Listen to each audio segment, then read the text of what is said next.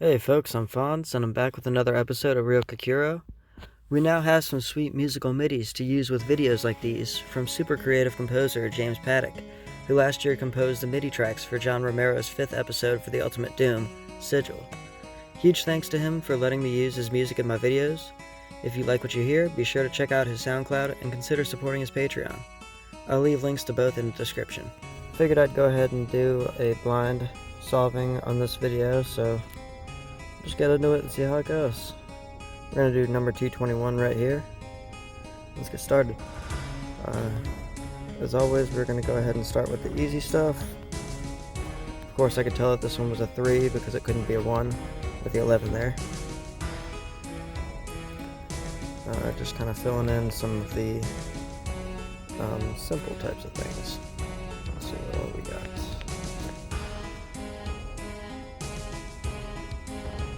I like to start with the easiest stuff first.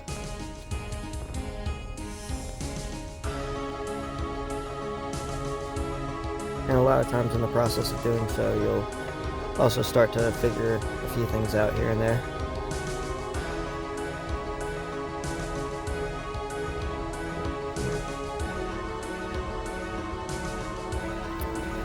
Okay, this column right here cannot have a 6 in it because of the 39 over 8 squares. So we're missing a 6, that means this one's got to be our 7.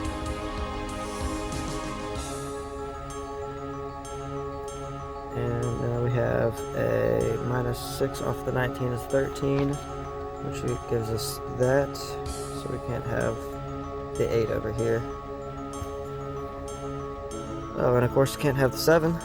Sweet, so we already got that figured out.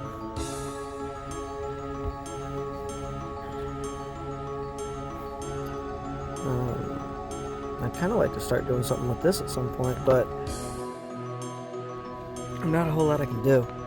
I guess, actually that's not bad. That's not bad at all.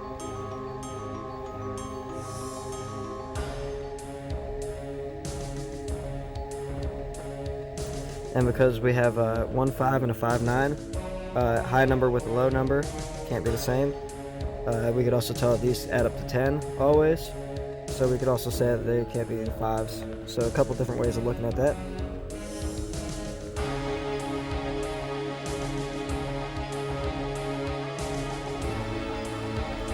And we're almost done with this column right here. This is not bad at all.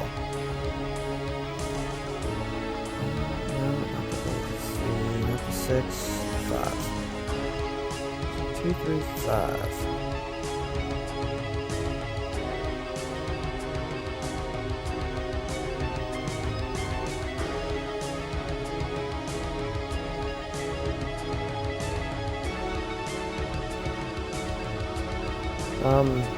I don't know what these are going to be quite yet, but I can say that these two will always add up to 4. Because the 11 and 13 added together is 24 minus the 10. Or, no, sorry, 14. 14. Makes these two 14. So, see if we can utilize that sometime later. That also means that given the 14 and that is going to be either a 15 or a 16. That's going to make this either a 15 or a 16 between all of them. Maybe that'll be useful later. In the meantime, we'll keep piecing in some of this stuff. We could tell that that was a 5 because out of the numbers we had, the 2 and the 3 couldn't go with the 13. This row right, or this column right here is missing a 5 with 40 over 8. Let's see if that'll be useful later.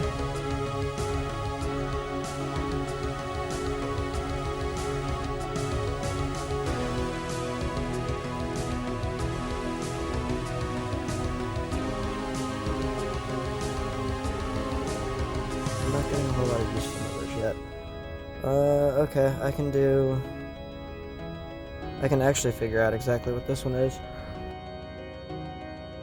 Alright, so I was hoping to piece in a little bit more of the easy numbers before getting into some of this stuff, but this is okay.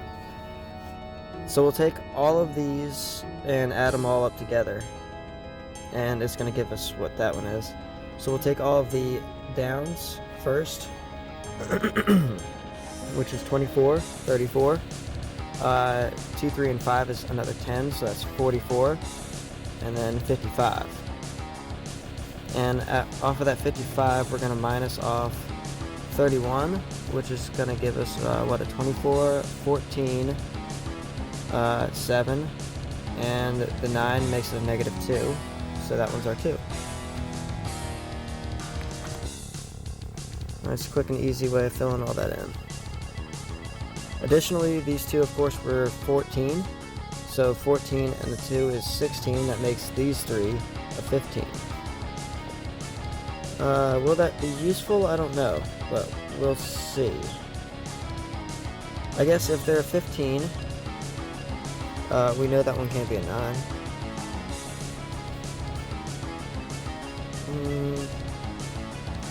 15. I don't think this one can be a 5 either. Oh, yes it can. 654. 654, or so it'd have to be a 456 or a 357. Which either way means that we need the 5. So that one's got to be our 5.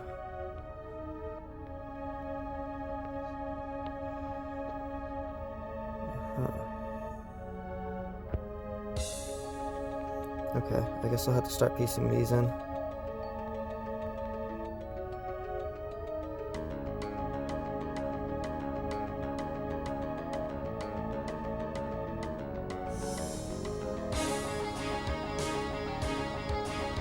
So we can't have a 5, 6, 4, 9.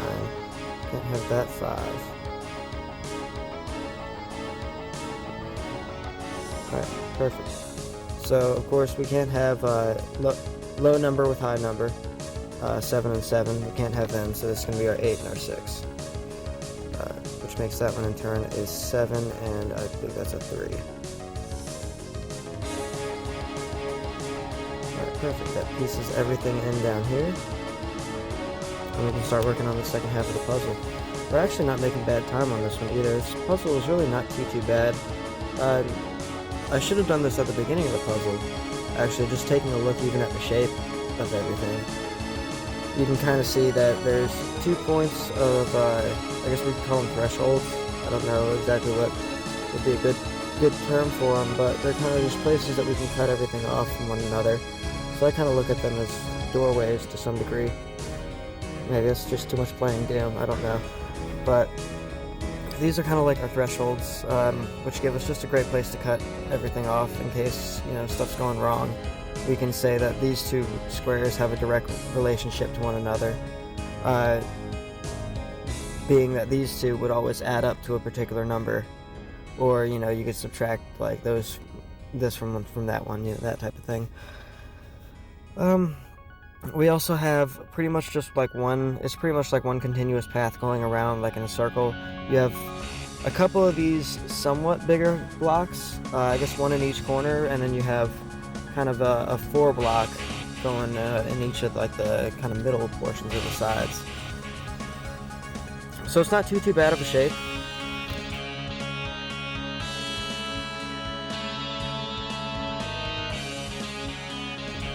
Definitely something that we can deal with.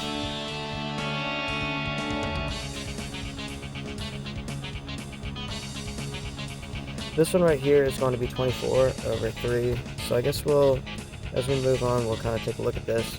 Now, knowing that couldn't have been a 5 or a 6, this has to be either 7 or 8. We can't have a 9 in either one of those two squares. That makes this one right here our 9.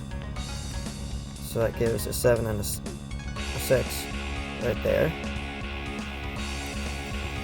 And that also gives us our 8. Sweet. It's all piecing together. Additionally, that means that these are all 1 to 4. 5 and 2.